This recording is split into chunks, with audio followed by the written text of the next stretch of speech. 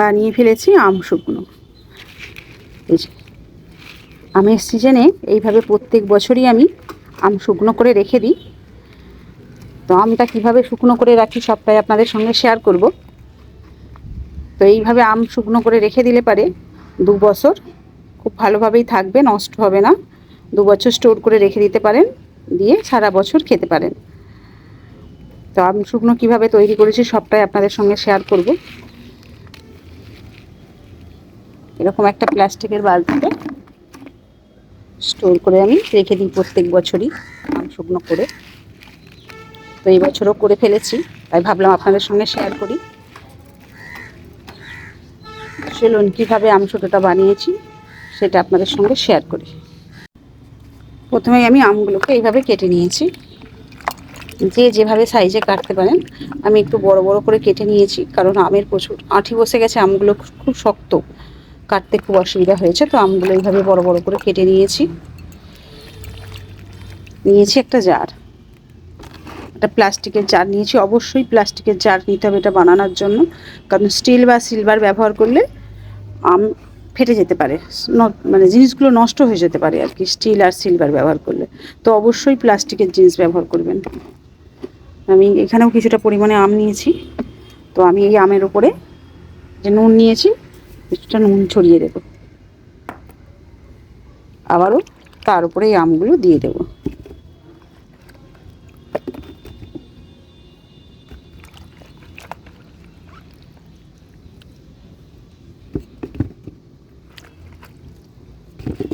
কিছুটা আম দিয়ে আমি আবারও কিছুটা এইভাবে নুন দিয়ে দেব,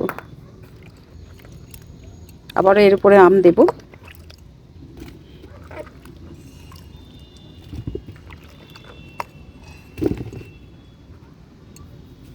আবারও নুন দেব।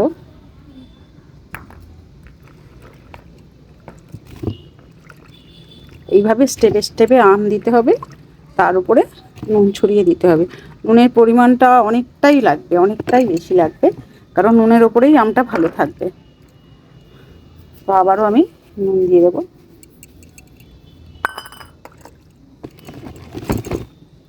দিয়ে আমি এটা ঢেকে দেব সারা রাতের জন্য।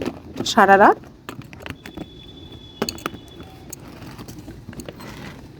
রাতের জন্য ঢেকে দেবো এরকম। তো সকালবেলা আমি এটা খুলে রোদে দেব। সকালবেলা নুনটা গলে যাবে, নুনটা গলে গেলে পারে জল হয়ে যাবে পুরোটা। তো ওই জল থেকে আমগুলো তুলে রোদে দিয়ে দেব। আমি কিন্তু এই জলটা, নুনের জলটা নষ্ট করব না। আমগুলো রোদে দিয়ে দেবো, আবার রাত্রিবেলা ওই আমগুলোই, মানে বিকেলবেলা রোদ চলে গেলে পারে ওই আমগুলো আবার এই জারের মধ্যে দিয়ে দেবো, ওই নুন জলের মধ্যেই। আমি এরকম স্টেপ বাই স্টেপ করতে থাকবো, প্রত্যেক দিনই করবো। সকালে রোদে দিয়ে দেবো জল থেকে তুলে, আবার হচ্ছে বিকেলবেলা আবার সেই নুন জলে দিয়ে দেবো। যতক্ষণ না নুন জলটাই আমের মধ্যে শুকনো হচ্ছে, পুরোটা আমি এরকম করতেই থাকবো। পুরো নুন জলটা আমের মধ্যে শুকনো হয়ে যাবে, তারপরে এইভাবে আম শুকনো তৈরি হয়ে যাবে। তো এরকম স্টোর করে রেখে দিলে 2 থেকে 3 বছর রয়ে যায়, কিচ্ছু হয় না, নষ্ট হয় না। আমি প্রত্যেক বছরই বানাই। তো এইভাবে অবশ্যই একবার বাড়িতে বানাবেন আমশুটো বা আম শুকনো এটাকে বলে। তো খুবই সহজ পদ্ধতিতে বানানো যায়, আপনারা বানিয়ে অবশ্যই রাখতে পারেন।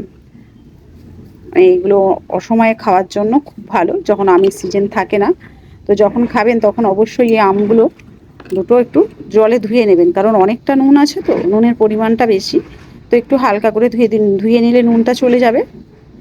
তারপরে আপনারা রেসিপিতে ব্যবহার করবেন, তবে যে রেসিপিতে ব্যবহার করবেন নুন কিন্তু দেবেন না, তাতে এই আমের নুনেই নুন হয়ে যাবে। তো আম শুকনোটা ভালো লেগে থাকলে অবশ্যই কমেন্টে জানাবেন। টাটা।